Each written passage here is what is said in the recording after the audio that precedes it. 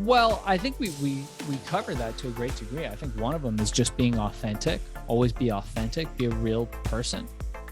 I think the other one is become a student of influence. Learn the pillars of influence: social proof, authority, likability, scarcity, reciprocity. Learn about those and try to go out there into the world and seek excellence, not money. We don't chase money. We chase excellence. We try to get better. We try to improve ourselves. We try to develop ourselves. And those really have always been my guiding principles. Heroes are an inspiring group of people. Every one of them, from the larger-than-life comic book heroes you see on the big silver screen, to everyday heroes that let us live the privileged lives we do. Every hero has a story to tell, from the doctor saving lives at your local hospital, to the war veteran down the street who risked his life for our freedom, to the police officers and the firefighters who risk their safety to ensure ours. Every hero is special and every story worth telling. But there is one class of heroes that I think is often ignored: the entrepreneur, the creator, the producer. The ones who look at the problems in this world and think to themselves, you know what, I can fix that. I can help people. I can make a difference. Then they go out and do exactly that by creating a new product or introducing a new service. Some go on to change the world. Others make a world of difference to their customers. Welcome to The Hero Show. Join us as we pull back the masks on the world's finest heropreneurs and learn the secrets to their powers, their success, and their influence, so you can use those secrets to attract more sales, make more money, and experience more freedom in your business. I'm your host, Richard Matthews, and we are on in 3, 2, 1. Hello and welcome back to The Hero Show. My name is Richard Matthews, and today I have a pleasure of having Shaahin on the line. Are you there, Shaahin? I am here. Happy to be on.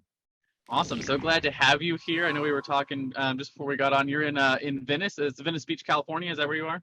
That's right. Sunny Venice Beach. Glorious place to be.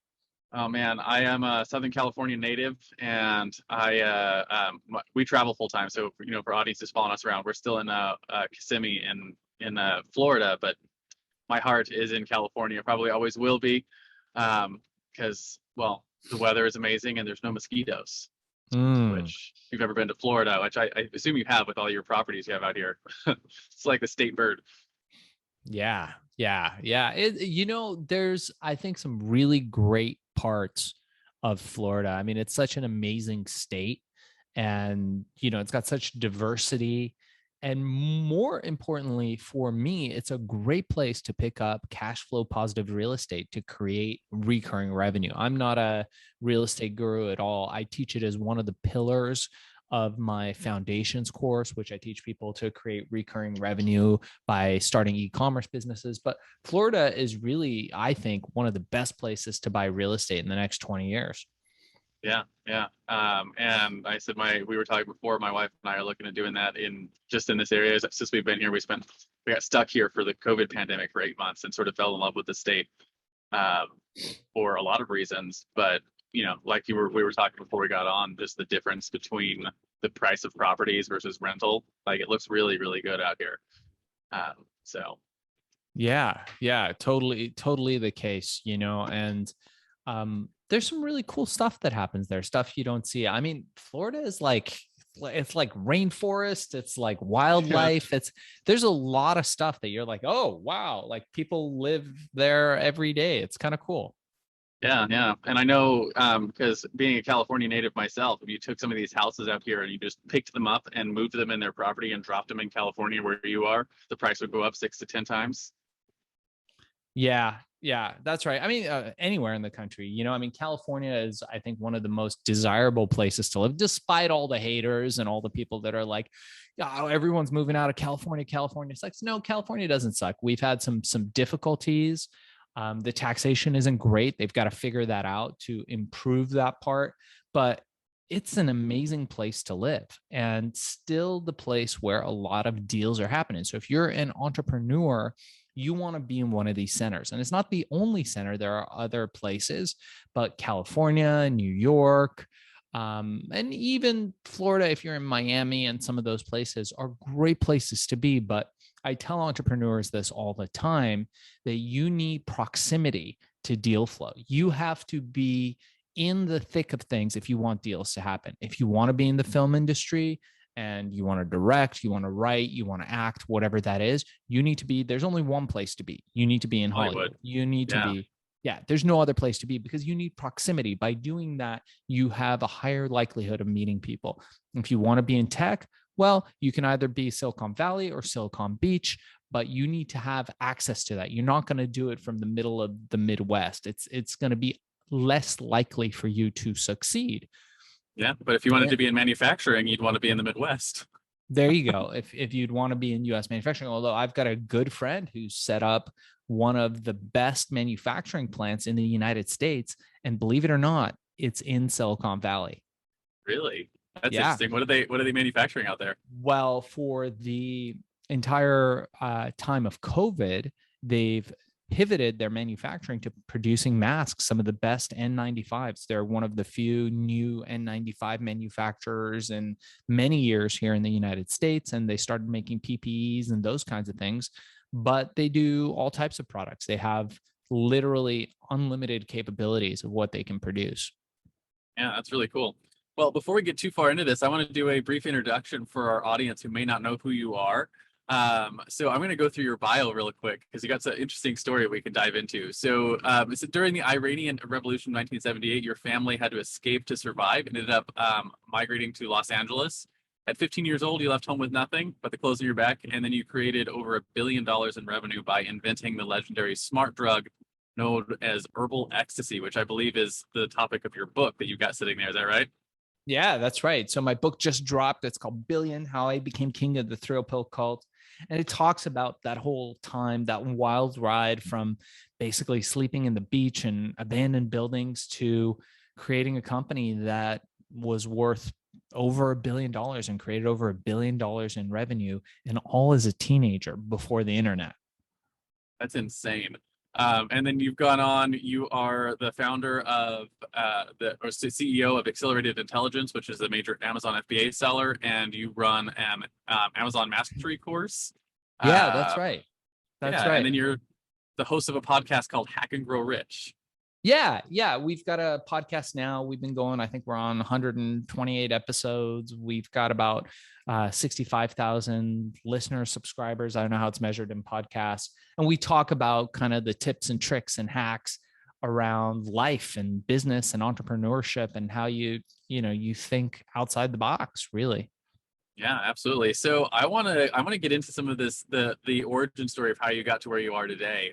We talk on this show, every good comic book hero has an origin story. It's the thing that made you into the hero you are. Were you, born a hero, or were you bit by a radioactive spider that made you want to get into selling thrill pills as a teenager? Or did you start in a job and eventually, move to become an entrepreneur? Basically, how did you become an entrepreneur? Let's do it. I love comic book heroes, but I'm not wearing tight pants, Richard. I'm telling you that right now. Okay. I got to draw the line somewhere. You got to have space for the goods. Got to have space for the goods. There you go. All right. So we left, my family and I migrated, and I will turn that tone off. I apologize about that. So my family and I migrated to the United States during the Iranian Revolution. I was 5 years old, just basically uprooted and moved. We had to go through Germany to the United States because you couldn't move directly to the United States. We were refugees. My dad took up some shitty jobs working at a pizza place. He worked at a dry cleaners, which he ended up working at for close to 30 years.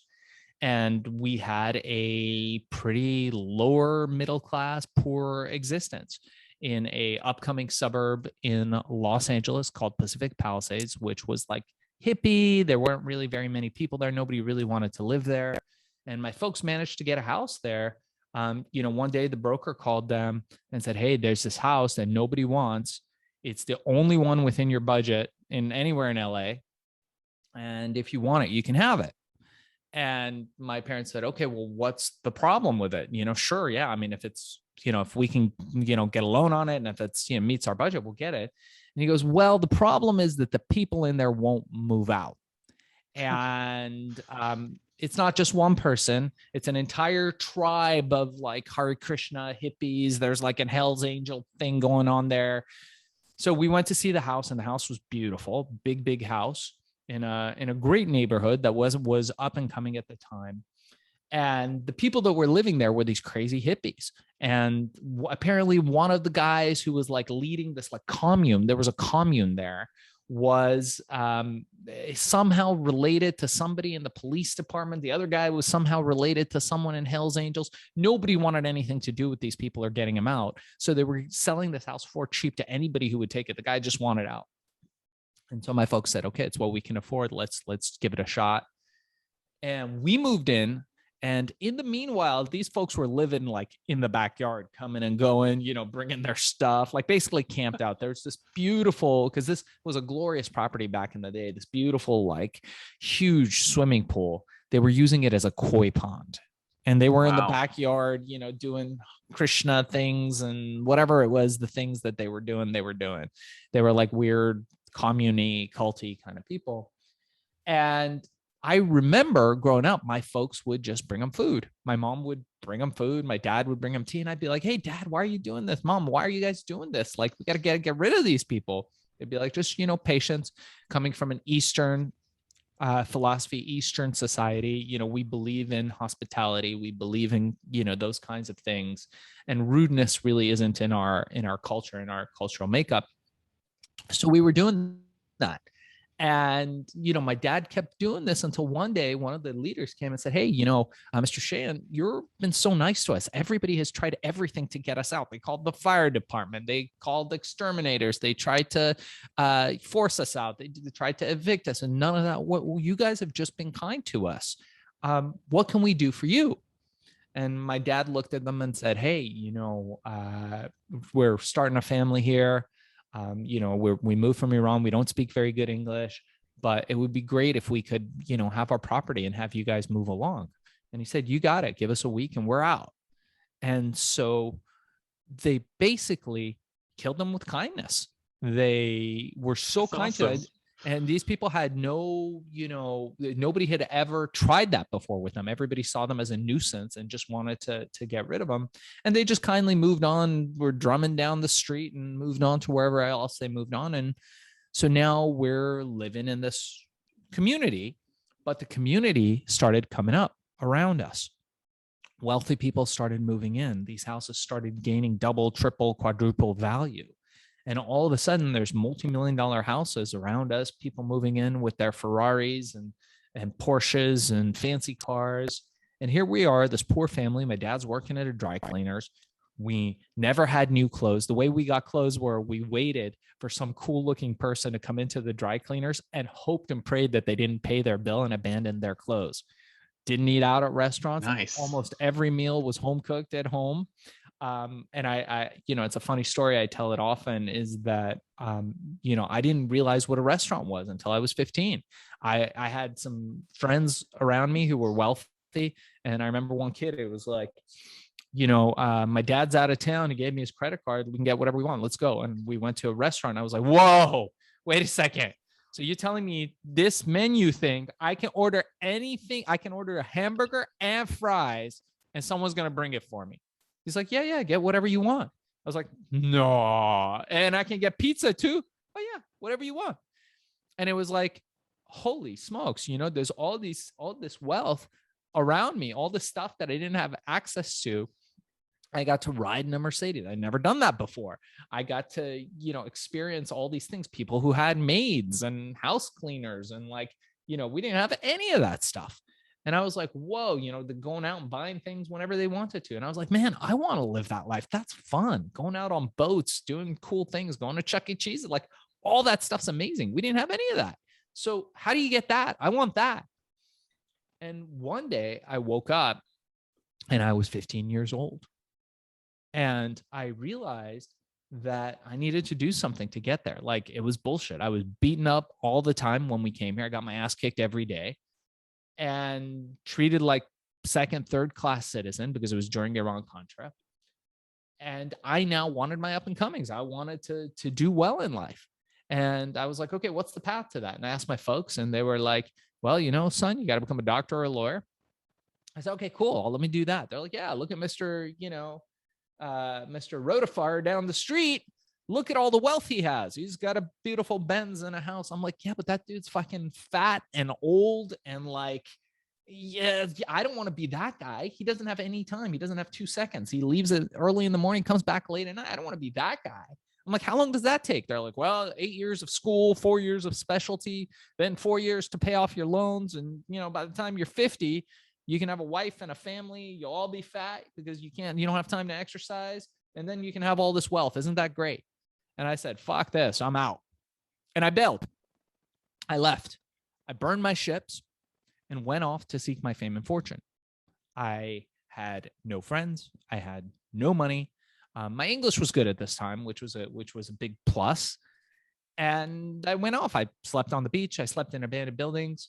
I hung out at the local community college, which was glorious. There was all kinds of beautiful females walking around, none of which I had access to. All this, education was going on. Also, I didn't have access to. I would sneak into the occasional class because I didn't have money to pay. I would hang out at a hot dog stand next door. I was vegetarian, or I became vegetarian in those days. So I would eat just buns with ketchup and relish because I somehow would manage to get those for free. And it was easy. It was easy to survive like that. And I found a mentor. And that was the real, I know we're talking about superheroes, but I don't really see myself as a superhero. I really see my mentors as a superhero. And this guy was a superhero. He was a pretty interesting character in those days, had long dreadlocks, African-American gentleman, super amazing guy. And I managed to get him to mentor me. And with his mentorship, I started in the electronic music scene, which was blown up at that time, the rave scene. Yeah. And I started realizing that I could sneak my way or talk my way, influence my way into these raves, into these parties. And I could get in there. The parties would start like at midnight and they would go to like 6, 7 in the morning the next day. I could go hang out, have a good time, meet people, and then fall asleep behind the speakers. In front of the speakers, very loud. Behind the speakers, it's just a hum and it's warm and I could just fall asleep. And I would do that. And one day I woke up behind the speakers. I walked out and I was like, man, there's money being made here. How do I make money in the electronic music scene? Well, okay, obviously it's the people who are throwing the parties, the promoters. They've got thousands of people here. They must be making a lot of money. Nope. Those guys always broke, running around, trying to figure out how to get away from paying people. Then I thought, well, maybe it's the DJs' music. Nobody respected people who were playing other people's music in those days. And those dudes were always hanging outside with their hands out, not getting paid. Okay, so it's not the DJs. Who could it be? Okay. It's the property owners. Nope. Most of those warehouses were broken into in those days. They were break-ins. People somehow figured out how to get into a warehouse owned by some big corporation. One guy would climb the power lines and steal the electricity. Another guy would figure out how to get the plumbing to work. And somehow, the parties would happen and they would go on until the police busted them. Well, who do you think, Richard, were the people who were making the money in those days? So the first thought that comes to my mind is the drug dealers. You are correct. The people who are selling the feel goods. That's right, the feel goods. You are right, my friend. So I was hanging out by the door and I noticed there were always these guys. They were dressed very nicely, always had a beautiful female with them. Or several. They had very expensive cars, nice jewelry. They were doing well in life, fancy apartments. And I thought, wow, what are those guys doing? Obviously, they're dealing the one drug that was highest in demand at the time, a drug called ecstasy, methyl-dioxymethamphetamine. Not really anything to do with amphetamine, but it's just part of the molecular composition of it.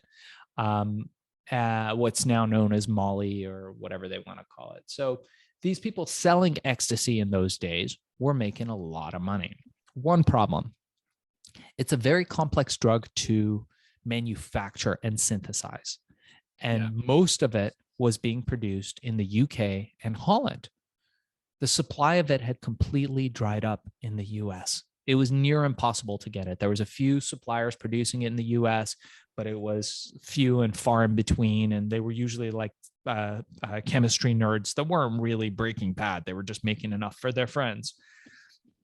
So the drug dealers were in a pinch.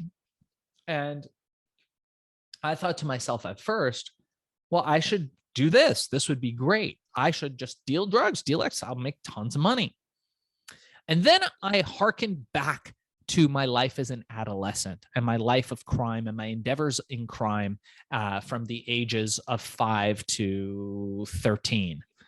And I had a little crew that I built up. It was every kid that had something major wrong with them in school. It was the kid that had the one arm that was like this, and the kid who, like, you know, had all the learning disabilities, me included, always had learning disabilities. It was the kid that nobody wanted to talk to, the one that smelled too much, the one that was short. We had a little Greek kid named Cal with us, and he was a little person. I think we can say little person. I don't know what you call them. Maybe that's belittling. Can we say midget? We can't say midget, but we call them midget. I don't know what the word is. Okay, I don't know what the politically correct word is, but I hope I did not offend anybody, or I hope I only offend the right people. I say it all with love. Love that guy. And he was so cute, even though he was, 10, 11, 12. He looked like a 6-year-old kid. So nobody would question him. He would wear baggy clothes. We would walk into the liquor stores. He would rush to the liquor area, the nudie magazine area where he'd pick up the hustlers, the penthouses, all the contraband stuff. And this isn't really good superhero stuff, by the way. This is like evil nemesis stuff. And we would create a distraction in the front doing whatever wacky thing we would do, create an argument, spill something, do whatever. And he would stuff his clothes with all this contraband and run out the back, and we would sell it at school. It was a great business, Richard. It was lots of learnings in entrepreneurship, how to provide excellent customer service, yada, yada, yada. But the problem with it was, as I look back, was that we were fucking horrible at crime. We were really bad criminals because we would always get caught. Detention was a second home for us. The principal's office, I think, had chairs with our names on it. We would constantly be getting caught, constantly be putting in detention. We lived there. And of course, in detention, who do you meet in detention is the other bad kids. The other bad kids, and they became even better customers. So our business flourished even more, but then we got caught even more. So now 15, taking into consideration a life of crime, I thought, dude, you're an idiot if you do that. You're really fucking bad at crime. And you should not be involved in crime. You should not do it. You will end up on one of those TV shows where they'll be like, he had everything going for him, but he took up a life of crime, which he was very bad at. I'm sure there are people who are great at crime. I was not. So I had enough fortitude, enough self-reflection to understand that crime was not going to work for me. And I needed to figure out a way around. And it was, boom, in that moment that it struck me.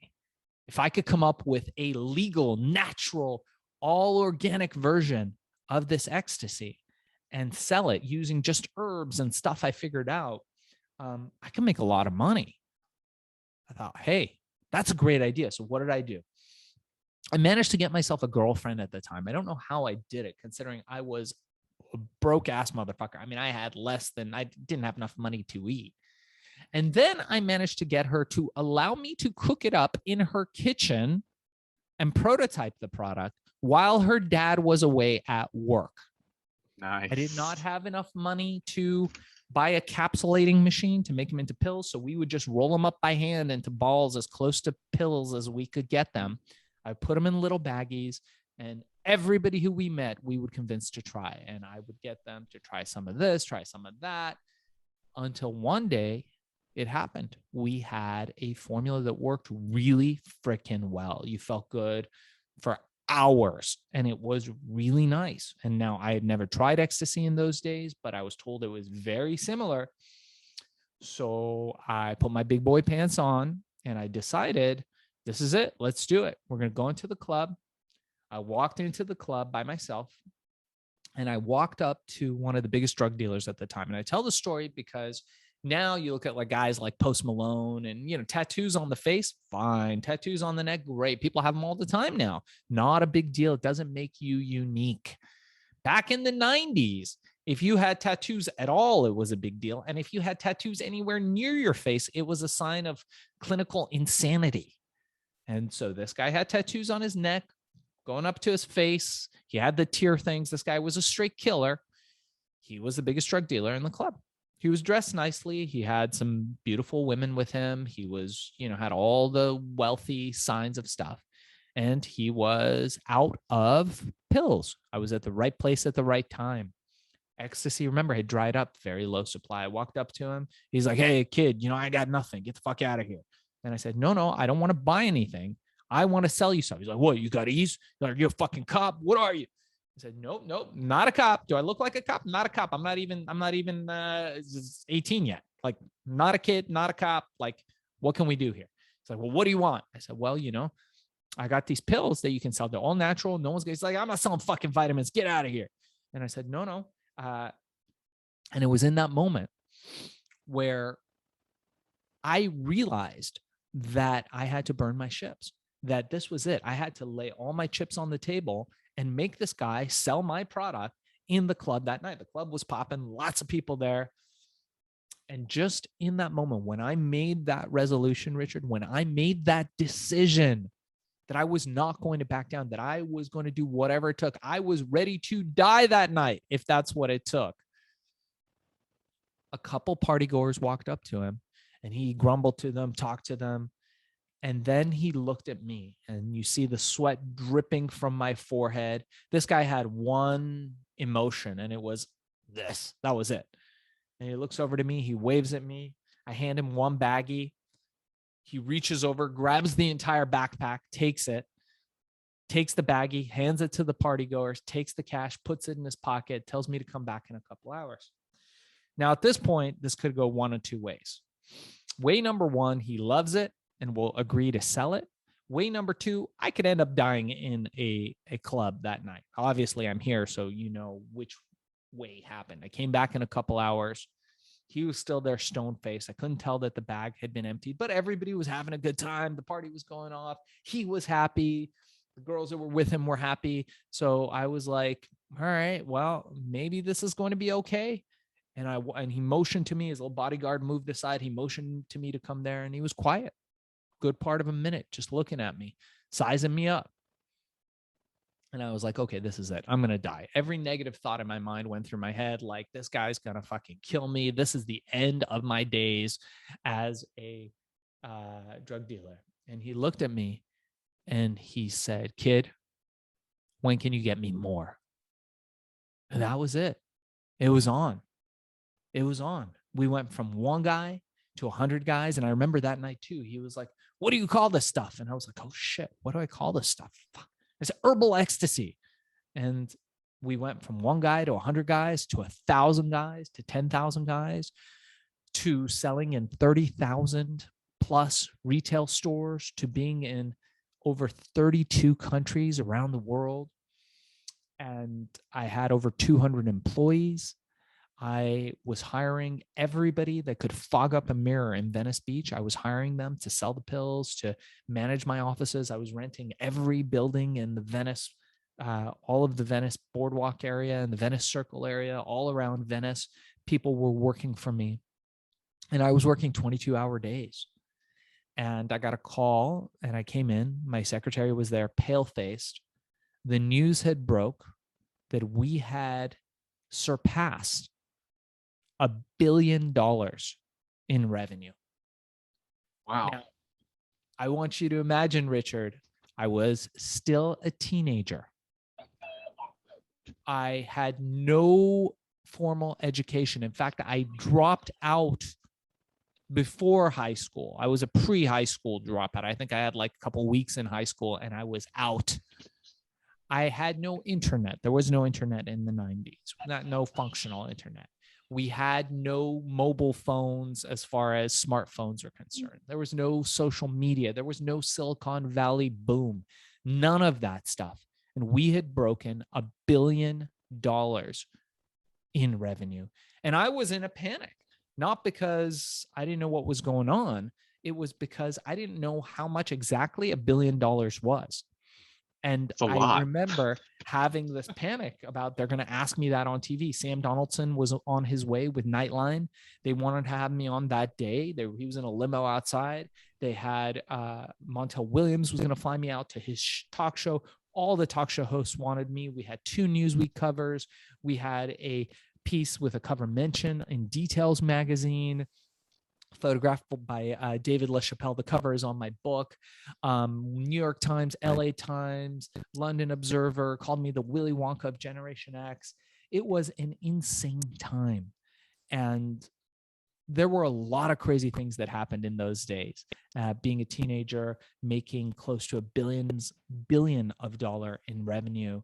The government came after us. We had the mob try to get involved with the company. The Japanese mob, the Yakuza, tried to take us over. We had crazy events like Lollapalooza, which we were a major attraction at, where we were selling more pills than people were selling beer. People were like, fuck this, I don't want a beer, give me that Herbal Ecstacy stuff. People were partying. We were partying with the Beastie Boys and with all the, you know, great bands of the time. And it was a wild ride. So here's my first question about all of that. Do you guys still sell the Herbal Ecstasy today? I own the brand, but the saga of it has changed. The story of it has changed, and we will probably relaunch it in the coming years after the book and the film gets out. There's going to be a major motion picture based on the film, based on the book, I should say. So at that point, we will probably relaunch it. I mean, you could probably still get it on the market. We do sell it on Amazon, but it's a different formula. It's changed into being a male performance product, mainly suited for athletes now. But what it was is no longer on the market. No. Is that because it's no, like what it was is no longer legal, or like what sort of happened to change the market? Right. They banned it. So there was this incredible ingredient. And again, for all your listeners, I am not a doctor. I have the medical sophistication of a chimpanzee, a little bit less than a chimpanzee, I would say, because they're pretty intuitive about that stuff. So please ask your doctor. I don't espouse the use of anything, any kind of drugs, anything like that. But it had a great herb called ephedra, which was a beautiful, I believe, Chinese herb. And it had these amazing qualities. And when you mixed it with several other herbal ingredients, gave it a little bit of a feeling like ecstasy in those days. And that was the ingredient that the government really didn't want out. So they restricted it. And with that, the formula for the product was gone. That's crazy. So how did you transition as a billion-dollar company running these things to have essentially your product banned into continuing to grow businesses and doing what you do now? Great question. So that became a game of cat and mouse. I would go and I would travel and I'd go to the Amazon or I'd go to Fiji and I'd find like these incredible new herbs. And I'd be like, we're changing the formula. And they'd be like, great, we're banning that stuff too. And so that happened for a while until I got tired of it. And then I moved on to solving a bigger problem. I thought, hey, people have been smoking for thousands of years, since the dawn of time. And they've been creating smoke, tar, and carbon monoxide as a result of it. The carcinogenic elements, carcinogenic meaning cancer causing, of smoking. What if there was a way you could smoke? You could get your nicotine, you could get your cannabinoids where legal, and not have smoke, tar, and carbon monoxide, because those two things don't necessarily have to go with each other. Yeah. So I went through this journey of inventing and designing and patenting what now is known as the vape, the digital vaporization. And I did that early in the 90s and launched that company somewhere in the early 2000s, when we had a really, really viable prototype and digital vaporization product. And that company went public. That was amazing. I exited that company just before, but that company went public, became the first vape company to go public. And that technology is the forerunner for what you see today in vapes and vaporization.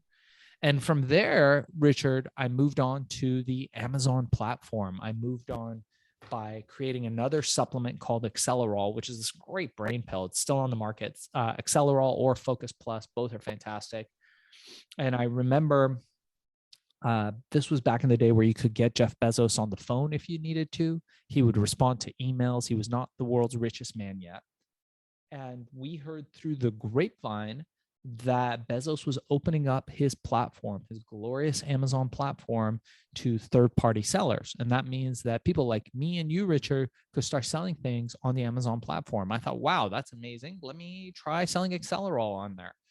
So I listed the product. I went to sleep. All took me about 15 minutes. Didn't think much of it. Expensive product at that time was about $120 for a box. Woke up in the morning, I had thousands of orders. And I thought to myself, holy shit, there's something to this Amazon thing.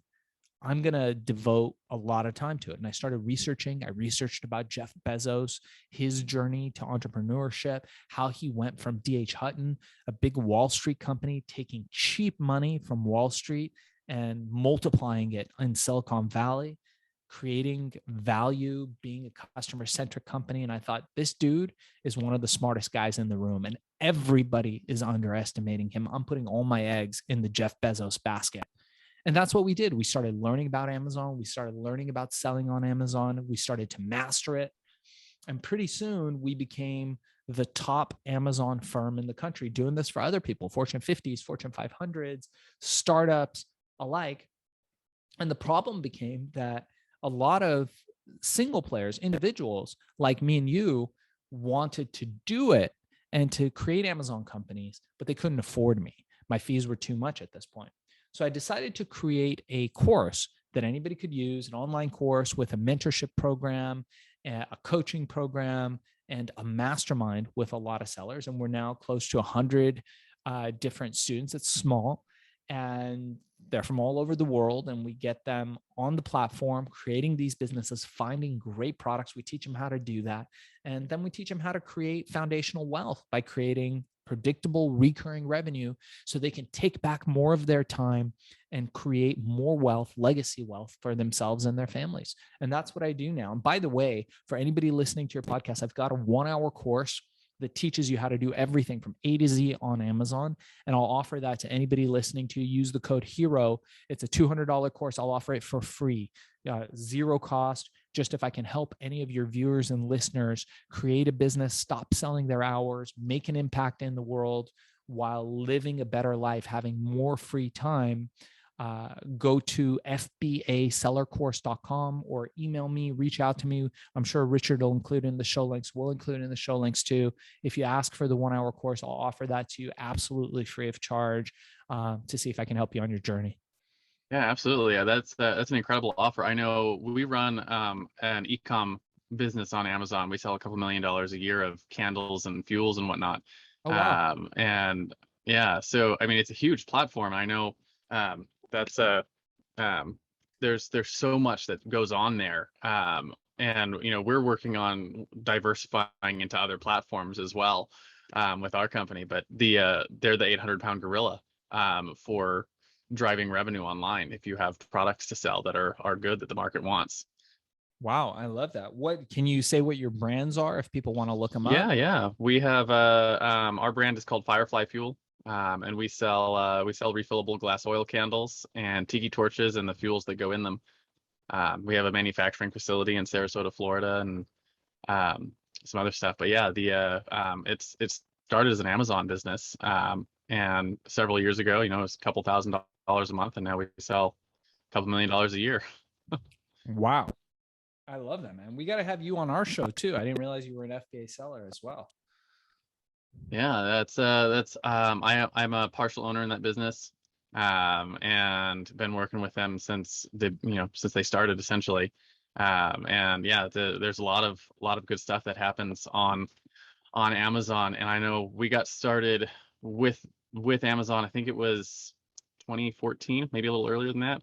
I had a supplement company that I started for a while. I still have some of the product.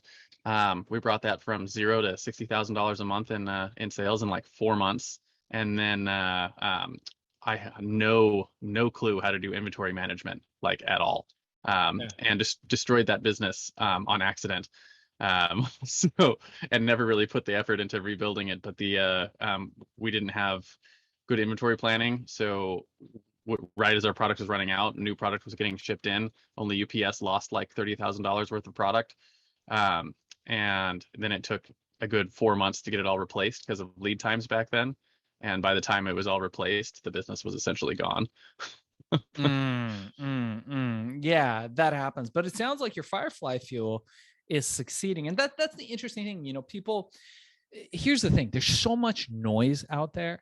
You go Instagram, TikTok, YouTube, there's all these people. You're going to get rich. You can do this. You can do that. And there's so much noise, like the Lamborghinis, boats. Yeah. People are like, whoa, wait a fucking second. I got to get out of my like mom's basement first. That when a real seller like you tells this story, people are numb to it. They're like, yeah. He's just talking. But you created a business from nothing to $2 million gross revenue on Amazon. I mean, it happens all the time. And if you fall, I mean, like you said, it's not easy. You had some failures, you had some successes, but your successes far outweighed your failures.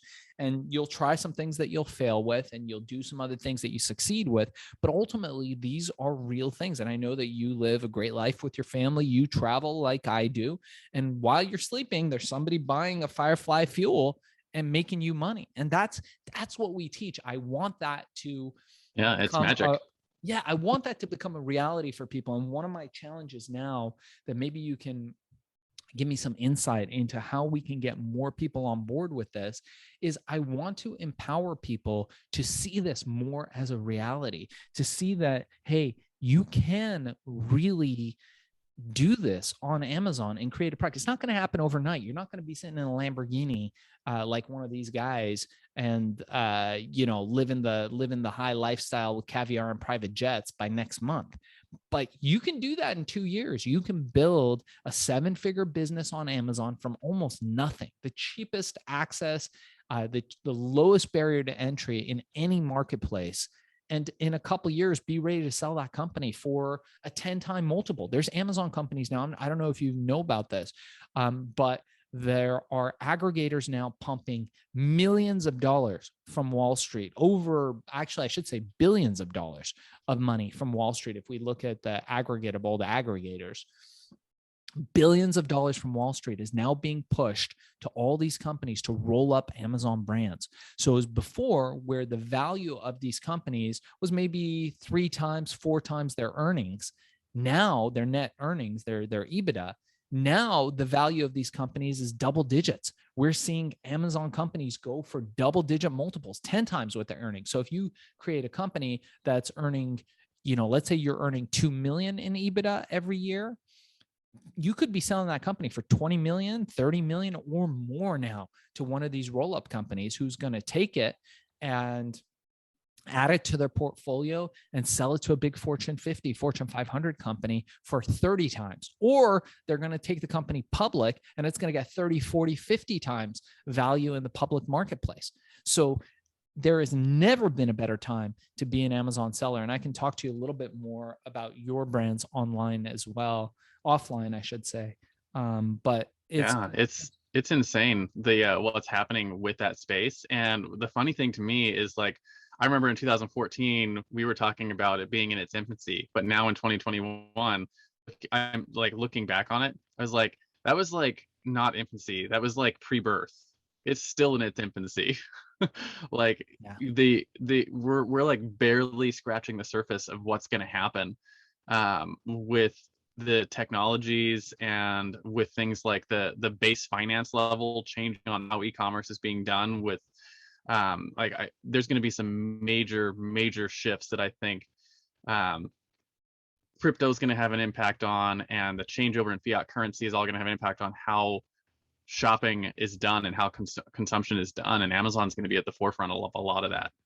That's right. So it's almost like a requirement. Like, Amazon is like one of the worst companies ever to try and get stuff done with. They are like, we have so many problems with them, but they're like, you can't ignore them. That's right. Like you have to deal with it. Yeah, they have no problem letting you know what your place is. You are playing in their sandbox, not the other way around, and they will let you know. They will arbitrarily let you know that you're playing in their sandbox, and you are irrelevant. You are a small part of a long tail. Now, they make the consumer feel relevant, even though they're not. All that's relevant is the bottom line for them. And, Yeah. there's a lot of practices there at Amazon that need to be improved. I agree. They need to be giving more attention to their sellers. They need to respect the sellers that are the backbone of the FBA platform. But that's not how Amazon works. Amazon is all about, you got to remember, okay, this is the thing. People don't understand. Much like Elon, much like Zuckerberg, Bezos is a fucking hacker. That's who he is. That's his DNA. He built that platform. He built everything that he's built. And I'll say allegedly, so I don't get sued, but he built all that stuff with hacker bones. And what I mean by that is that he thought outside of the box. He broke all the rules, and he did crazy things, like when he couldn't get a hold of the, what is it? Was it the Harry Potter books, or it was some book? I think it was the J.K. Rowling's Harry Potter books.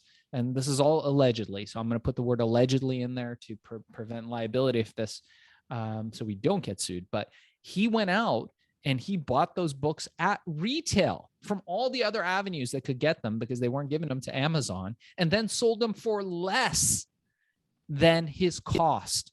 Why would he do that? Smartest guy in the room, buddy. Share. Customer acquisition, because he knows that guy who just bought that Harry Potter book had to start an Amazon account to buy it from him for $5 less than the other platforms. And now that guy has the Amazon account, he's going to get his diapers. He's going to get his kids' diapers, I should say, unless he's old. He might be getting his own diapers. And it's so easy now to just push a button and have stuff show up the next day. To push a button. It was master planned. And he is a hacker. So what does that bring about on the Amazon platform? Well, it brings about a culture of hacking. That's why people at first hacked the reviews. And now it's getting harder and harder to do that. But in the early days, people were getting thousands of reviews. You would wake up in the morning and you'd have 10,000 reviews. There was Bangladeshi guys writing reviews left and right, review farms, all that kind of stuff. And they realized that it eroded the trust of the platform. The second they realized that, they were like, oh shit, we got to crack down on this. And they cracked down on it. And it became harder to get reviews. And it increasingly is becoming harder and harder to get reviews on the Amazon platform, because they're realizing that people don't fucking believe them anymore. Although there is still some merit to it, because myself included, I think I know better than everybody else. I am an Amazon expert, but everybody thinks they know better than everybody else. When you ask people, and we've done focus groups and focus rooms where we have people there and we're like, do you believe reviews? Oh no, yeah, those are all fake. I don't believe them. They're paid for. Okay, well, when you bought a product, what was the last thing you looked at? Well, the first thing I looked at was the reviews. Well, but you said those were fake. Yeah, but I can tell which ones are and which ones aren't. We all have this cognitive bias. We feel like we know which ones are real and which ones are not. And it's that kind of thinking that allows this platform. So I think it's rather ironic that a platform started by a genius, a brilliant mastermind who really is and was a hacker, gave birth to this generation of sellers that are all hackers. You cannot play, and you know this, there isn't a seller I've talked to, you cannot win the Amazon game without doing something outside their terms of service. It doesn't happen unless you're a big, Fortune 50, Fortune 500 brand, and you're doing tons of TV advertising. You've got many, many distributors selling your product on the platform, and you just pump it in and it just becomes another channel and it sells, and all the millions and billions of dollars you put out in marketing causes people to buy your product. For example, I'm not going to give out any specific names. Some of them might be clients of our company, but any of these mega companies it's like Nalgene or Yeti or some of those big companies that their brand is bigger than Amazon. I would say even bigger than that, but yeah. So, any of those companies, if you're not one of those companies, you're not going to win. And I'll tell you what, all of those big companies, the big corporate companies are the first to want to go against terms of service. And it's just the way it is. And Amazon knows this. They've made rules that you have to break if you want to win. You watch their videos are silly. They're like, okay, if you want to win on the Amazon platform, you start an Amazon account and you list your product and people will buy it because you're so great. Bullshit. You got to do 50,000 kinds of things against terms of service to win. And Everybody does it. You got to figure out how to get reviews. You got to figure out how to get ranking. You got to do promotions. You got to do giveaways. You got to do all this stuff. And all that stuff goes against their terms of service. Now, do they enforce it all? No, of course they don't. They would be out of business. And do they enforce it equally? Similarly, no. Because if they enforced a company that's making them $10 million a month, and there's lots of companies that are making them $10 million a month, as a company that's not making them any money, the guy that's making them $100,000 a month and the guy that's making $10 million a month aren't going to get the same treatment. The guy who's making them 10 million is going to get a call from their account rep and maybe a slap on the wrist. The guy who's only selling 100,000, they're going to cut that account because they can do away with that small piece of a long tail, and they'll let you know it. So yeah, Amazon has become this like living, breathing organism where they're constantly changing. They're trying to stay 100 steps ahead of everybody else. And when they can't do that, they change things erratically, unpredictably, in a way where just the chaos throws everybody off the train and then people cling their way back on. But you can't win by playing 100% by the rules. I've never met a seller who's been able to do that. Yeah. And it's interesting too, because it goes along with almost your entire origin story, which we've been talking about for a while now, of playing against the rules. And I want to sort of shift it into the next question I have, which is about your superpowers in all of this, right? Going from creating a supplement company that created a dollar company to basically inventing e-cigarettes to getting into the Amazon space. We say every iconic hero has a superpower, right? Whether that's a fancy flying suit made by genius intellect or the ability to call down thunder or super strength. In the real world, heroes have what I call either a zone of genius, which is a skill that you were born with, you developed over time that really allows you to do what you do, right? And to slay the villains, so to speak, in your clients' lives.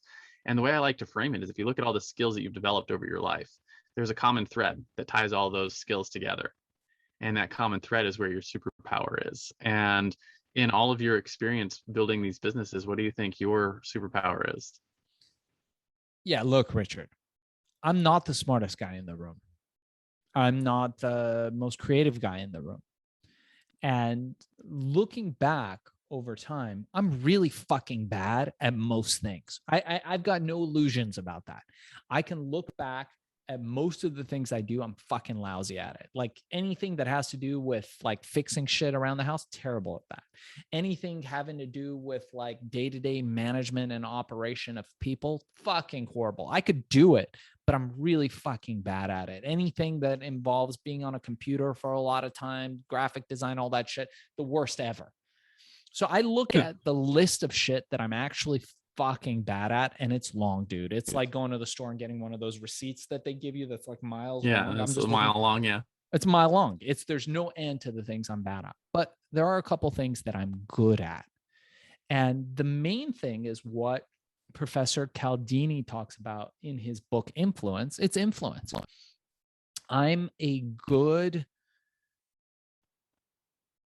storyteller, and by the stories I tell, I have the ability to impact and influence people to empower themselves. And that's really my superpower that I'm learning more and more about in these last few years.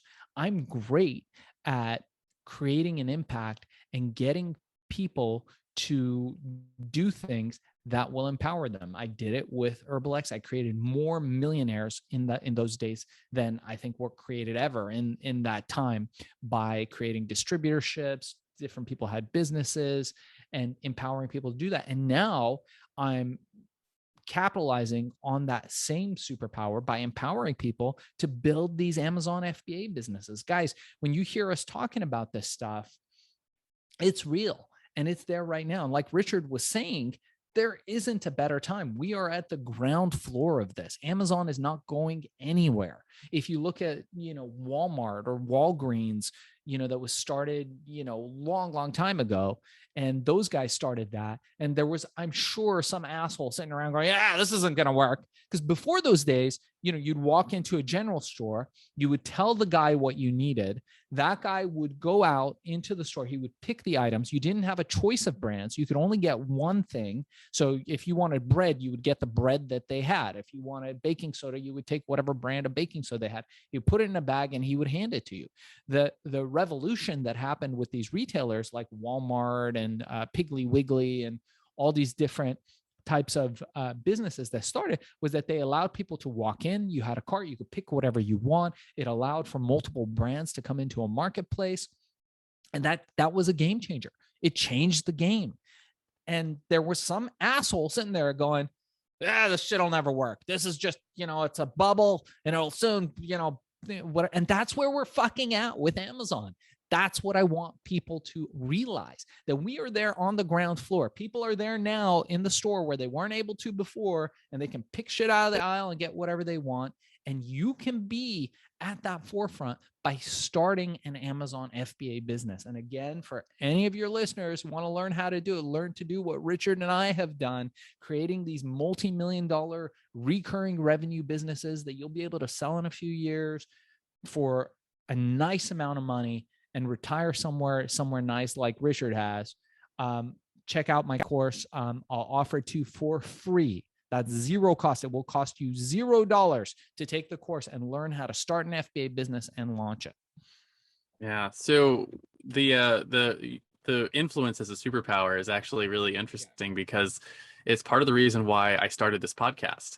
I had, we started this conversation off talking about mentors. One of my early mentors said something to me that eventually became the genesis of the name for this show. And he said, I was, 18 or 19 at the time. And he said, hey, someday you're going to have kids and those kids are going to have a hero.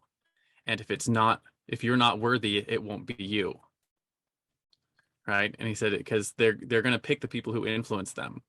Right. And if you're not worthy of the influence, they won't pick you as their heroes. And I remember that stuck with me. Right. And I've got 4 kids now.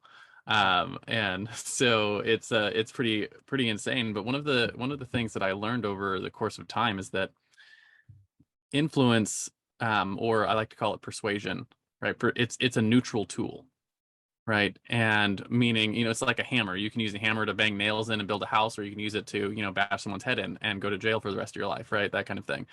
It's a neutral tool. It can be used for good or evil. And I always tell people that persuasion used for the benefit of the one being persuaded or for the mutual benefit of either person is what we call that leadership, right?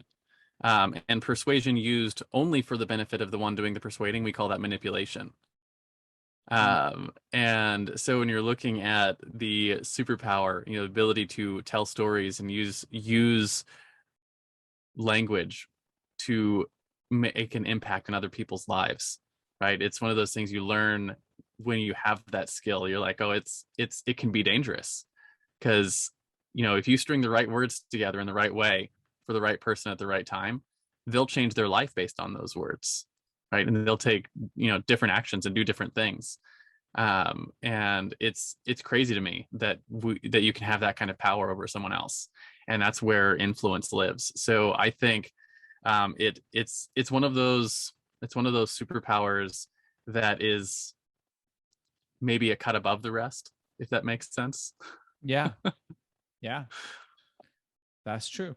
And sometimes, I would push back a little bit and say, how do you know if something is good for the other person? We can never know. So at the end of the day, you just have to be a good person. And I was talking to somebody about this the other day about the subject of authenticity, is that the greatest tactic of influence, I think beyond any of the pillars, any of Cialdini's pillars, and Cialdini is a god when it comes to influence, is authenticity. Just be a real fucking person. It's amazing. You don't need to learn any special tactics. You don't need to know any special scripts. That's not coming from me. I think that sound's coming from, I don't think it's coming. Sure what the sound is. I don't hear any sounds. Okay, well, now it's gone. It sounded like a TV going off. But the greatest tool for anybody who wants to influence other people is just be a real fucking person. Be authentic. Yeah. I was using the example of, we went to some place and somehow got suckered into going to some presentation to buy a unit or something. And I was like, sure, let's go see. The place looks nice. And the lady just came up to us, and poor thing, I mean, she just rolled right into the script. And I was like, okay, so stop the script. Just be a real person. Just talk to us. I'll buy what you're selling. Just talk to me. And she couldn't do it. She was just going through the script and asking the scripted questions. And it just totally turned us off from whatever it was. Even if we were willing to buy it at that time, she talked herself out of a sale because she didn't have authenticity. She couldn't be authentic. She had the script right. She had all the stuff they told her. She had the answers to all the objections. She had all that stuff, but she just wasn't a real person. And the scary thing about that is that nobody can teach you to become an authentic person. You can't fucking decide that you're going to get a book and become an authentic person. A lot of the people that we love, that we watch on TV, that we watch on the internet, the reason we like them, we can't explain. And a lot of the times you realize that reason is because they're just who they are. They're an authentic person. They don't give a fuck. They don't care about, all the scripts and the stuff they've been told to say. They're just being themselves. And that in and of itself is super important. The key becomes to, how do you begin to discover who you are? And you do that through self-reflection. You do that by looking back and constantly improving yourself, constantly upping your game to becoming a better person. And if you do that, sky's the limit for you.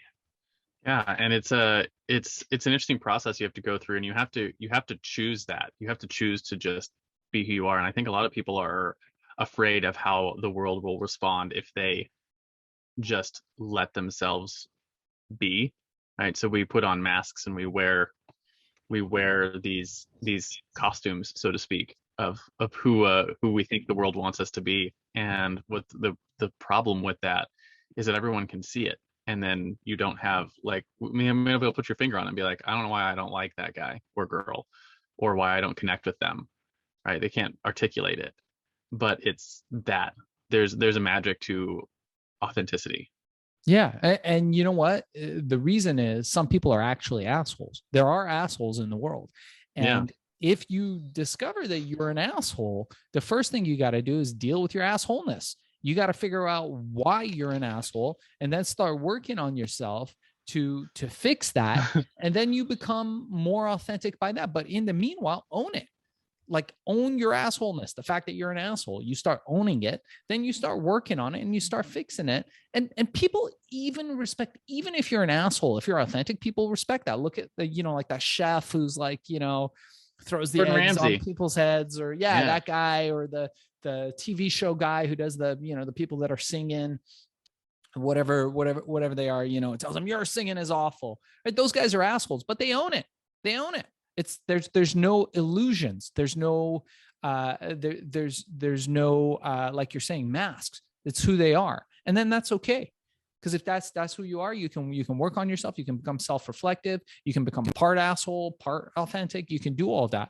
But it's really about building that internal fortitude, that internal strength, and becoming reflecting back on things, and which leads to this growth mindset. I mean, we could go on about this forever, but that's really, at the end of the day, what it's about. That's the ultimate superpower. So if your superpower is influence and the authenticity that goes with it, the flip side of your superpower is always the fatal flaw, right? And so just like Superman has his kryptonite, or Wonder Woman can't remove her bracelets of victory without going mad, you probably had a flaw you've struggled with in your business, something that kept you from growing the way that you wanted to. For me, I struggled with a couple of things. I struggled with perfectionism for a long time, where I would not ship product because I could always do a little bit more things to it and make it a little bit better. Very low standard to hold yourself to. I also struggled with lack of self-care. So I didn't have good boundaries with my time. I didn't have good boundaries with my clients, let them walk all over me, that kind of stuff. And it wasn't until I started fixing those things that I really started to grow. So in that same vein, I think more important than what the flaw is how have you worked to overcome it so that you can continue to grow your brands and grow your businesses? Yeah, I mean, look, I think over time, my biggest flaw has been that I was too trusting of people who didn't deserve it, and that I let people walk all over me when I was younger. Now, mind you, I did not have any kind of business background. I didn't have any understanding of business and how business worked. So people stole from me, and people stole a lot. People stole millions and millions and millions of dollars from me. And I just kind of took it because that's who I was back in those days. And that was my greatest weakness. I was young. I was inexperienced. I didn't have a lot of great people around me who were looking out for me. And people took advantage of me when I was young, and they saw all this wealth that I had created, and people wanted a piece of it. They didn't feel that I was deserving of it. They felt that they were deserving of it. So I learned over time. I learned, that you need to verify things. You need to have great people around you that prove themselves. You need to have people around you that prove their trust, prove their loyalty, not through their words, but through their actions. And that it makes sense to create tests and to test people around you. And over time, to build up a core circle that has your back. And, that comes down to, building long-term friendships, building loyalty, and really creating a life for yourself where it's very difficult for anybody to take advantage of you because you have great people always looking out for you. So I have a couple of questions that sort of come up from that story, and those are two things. One of them is, what's your advice to young entrepreneurs who are running into that? Because I know I was a young entrepreneur. I started my first business at 13. Yeah. And I know for a lot of times, all the way up into my early 30s, you run into a lot of that. Like, you don't really get a lot of the respect that comes with age when you're young, even if you're successful. Right. Right. So what's your advice for young entrepreneurs who are dealing with that? And then the second part is, how do you, for someone who created as much success as you did in the short amount of time that you did, how do you judge relationships in a way that you can find out the people who are interested in having a relationship with you because of your success versus because of they actually care about you? How do you learn that discernment? Yeah, look, so the first part, I'm going to tell you, the first part of that is you need to have people looking out for you, and you need to have experts that you pay, and you have to trust enough in them that they've got your best interest in mind. And once you start to get successful, you need to get a good accountant, somebody to handle the money part of it. You need to have a good lawyer, somebody who you trust. If you don't trust them, you need to get somebody else who can handle that part of it. And you need to have other people around you. So you need to find mentors, people who have done what you want to do, and to be able to influence them to support you, to be able to influence them to have your back. So that's the first part of the equation. Remind me the second part again. So you created a lot of success at a very young age, right? Which become attracted to the success, okay, and not necessarily to like you. So you're talking about building relationships. How do you learn that discernment of people who are actually interested in having a relationship with you versus, I just want a piece of whatever pie he's creating? So the first part of it is you have to be intuitive. You have to develop a gut sense about people. You have to study people. You have to understand people. And there's certain telltale signs where you can tell those things. Like, I'm a student of a guy called Paul Ekman and his work. I should say of his work. I wish I was a student of Paul Ekman. And he studies microexpressions. Microexpressions are these little gestures that happen in a fraction of a second where people can't deny it and they'll give up exactly what they're feeling. It's great for lie detection and those kinds of things. There's people who study body language. There's people who study tonality. But at the end of the day, you have to, through dealing with a lot of people, create a sense of who's really out there for you and who's really out there to profit from you. And it's okay if people want to profit from you, as long as it's a win-win and you're both doing well. But at the end of the day, it comes down to having a mentor, having other people around you that have your back, that can guide you until your own inner compass becomes strong enough where you just know, yes, no, yes, no. Like right now, when people come around, I know if the deal is right or if it's not. I don't know how I know all the time. And I run all the normal due diligence on stuff, on deals. And I'm not always right. Sometimes I'm wrong. Sometimes great deals get away and sometimes terrible deals get through. It happens and it's okay. But if you do enough of those, you'll be in a place where you'll know. And then there's just common sense. You know, you got to always examine the motives of the people who you're choosing to believe and choosing to work with. And you have to be super smart. I mean, you know, again, it comes down to there's no hack to hard work. A lot of this is work. A lot of it is, you know, it's interesting because it reminds me of Brazilian Jiu-Jitsu. I've been a student of Brazilian Jiu-Jitsu for some years now and still a beginner, still learning a lot. But invariably when somebody who's heavier than you gets on top of you, and there's no way to avoid that, eventually somebody will get on top of you in a dominant position when you're grappling, you're underneath them and now you have to get out. There's just no other way. You have to figure out a way inch by inch to get out from that position, and it happens. But the more you get into that position, the more you learn how to cope with it, the more you learn how to calm yourself, the more you learn how to escape little by little and to get to a slightly better position each time. And similarly, I think with life and with people, it's the same way. Eventually, somebody is going to come around that's going to take advantage of your good nature. It's just going to happen. It happens to everybody. And you just have to be aware and you have to learn from those types of things. And then you can be in a position to decide, hey, I know I'm being taken advantage of in this deal, but in the bigger picture of things, it doesn't matter. I'm going to let it go, or I'm not going to let that happen. Yeah, absolutely. So it comes with experience and learning those things. And you know, you said there's no substitute for hard work, and the same kind of thing. There's no substitute for the experience, right? The hard work creates the experience, and that experience is what sort of gives you the wisdom to make those decisions and grow. Which is you know, lucky to start early, right, in an entrepreneur career. But then you have a lot of time to go for it. But I do want to talk a little bit about the Amazon mastery specifically, and talk about what I call your common enemy, right? So every superhero has their arch-nemesis, thing they have to fight against in their world. In the world of business, it takes a lot of forms, but generally speaking, we put it in the context of your clients, and it's a mindset or a flaw that you're running into regularly, right? That you have to fight against. So you can actually help them get the result they came to you for in the first place. And if you had your magic wand, and every person who signed up for Amazon Mastery or took the free course that you've offered to my audience, if you could just bop them on the head and help them overcome that mindset, what is the common enemy that you have to fight with helping people start an Amazon business? Well, it's exactly what you just said. It's mindset, but mainly it's the main struggle that people have is perfection paralysis. And that's a form of insecurity.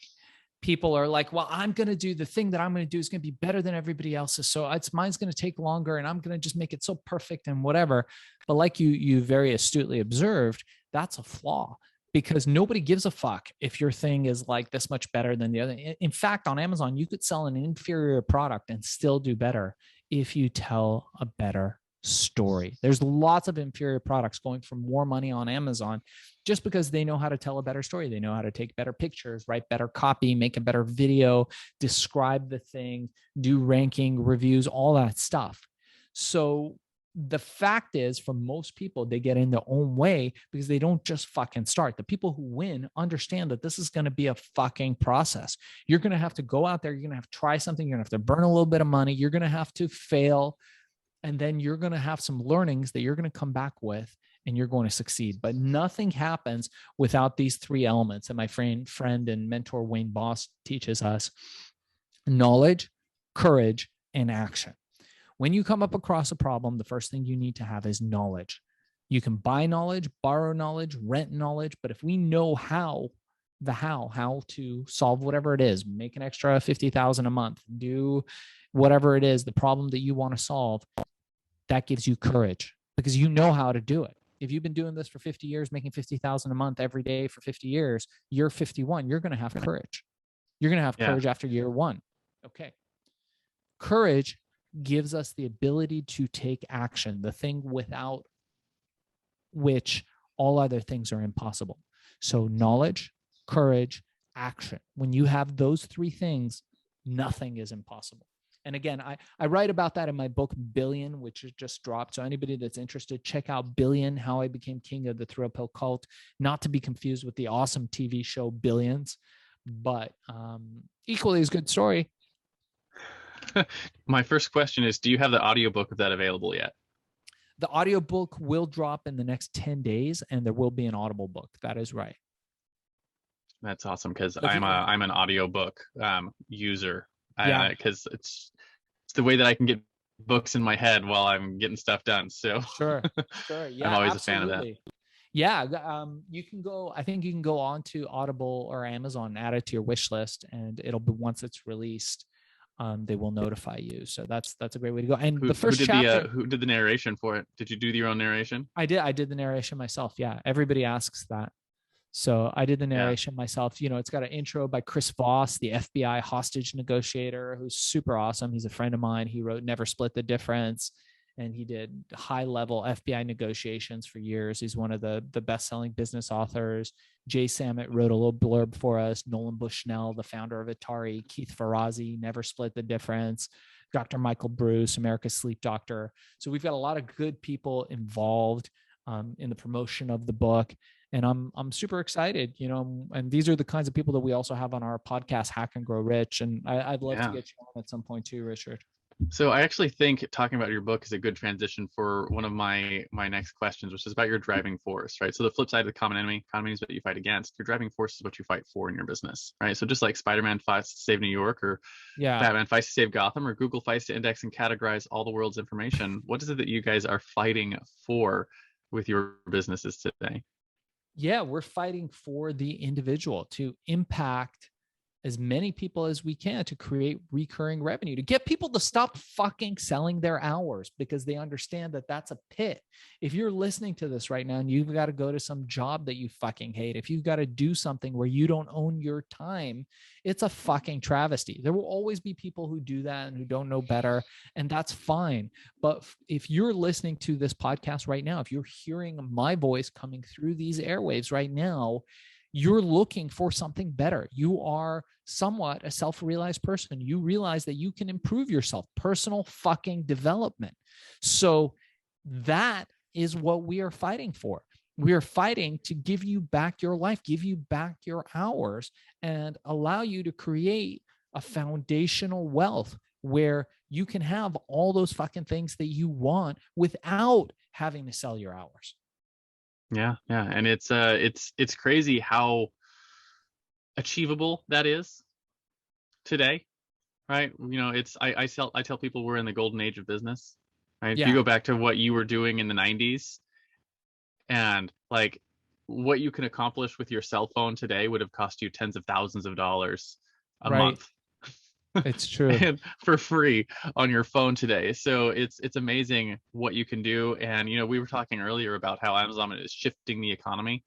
And I think one of the things that people don't talk about is there is going to be a huge shift, I think, towards entrepreneurship over the next decade. Where there will be more and more people. And I think the pandemic also pushed more this way, where you're going to see more and more independent contractor and more work from home and more entrepreneurship as the primary means of earning income, rather than W-2, if that makes sense. Sure. And I think if you're hearing this message now, there's no better time to start working on the skills and making the shift. And especially with something like an Amazon business, it doesn't have to be something where you're like, I quit my job today and start an Amazon business tomorrow. It's the kind of thing that you could, you could literally build on as a side hustle. And yeah, there's a lot of power in that. Agreed. And now, a quick word from our show's sponsor. Hey there, fellow podcaster. Having a weekly audio and video show on all the major online networks that builds your brand, creates fame, and drives sales for your business doesn't have to be hard. I know it feels that way because you've tried managing your show internally and realize how resource intensive it can be. You felt the pain of pouring 8 to 10 hours of work into just getting 1 hour of content published and promoted all over the place. You see the drain on your resources, but you do it anyways because you know how powerful it is. Heck, you've probably even tried some of those automated solutions and ended up with stuff that makes your brand look cheesy and cheap.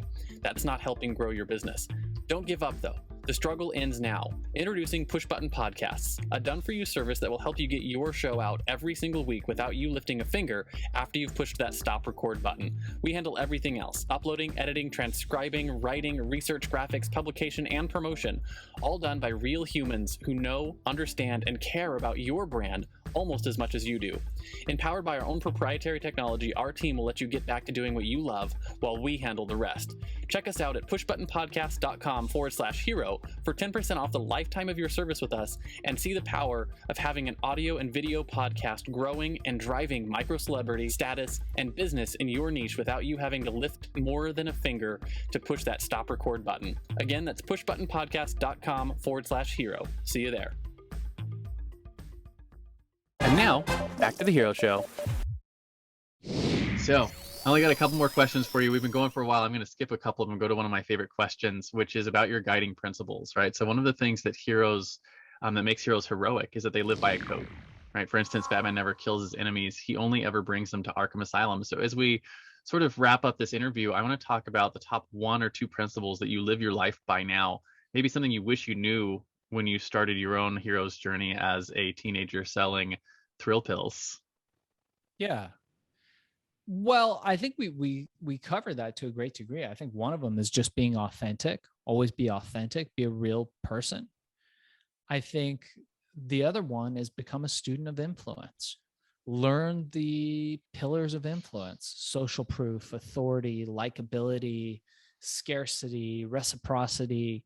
Learn about those and try to go out there into the world and seek excellence, not money.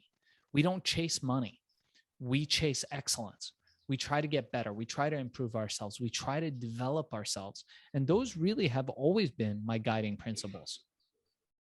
Absolutely. I really like the idea of chasing excellence. That's a great way to put that. I've never really thought about it that way. But it's a good way to think about how you grow your business, right? Is you're always looking at how can I, how, in terms of what you were talking about, how can I improve my, my scarcity, my copywriting, my storytelling? How can I improve all those things? Really what you're doing is you're chasing excellence. Yeah. And that's a great way to put that. I might stick that up on my my wall over here. But when you're talking about the first principle of influence, and you talked about the pillars, one of the ones, I don't know if Robert Cialdini talks about this or not, is the storytelling aspect.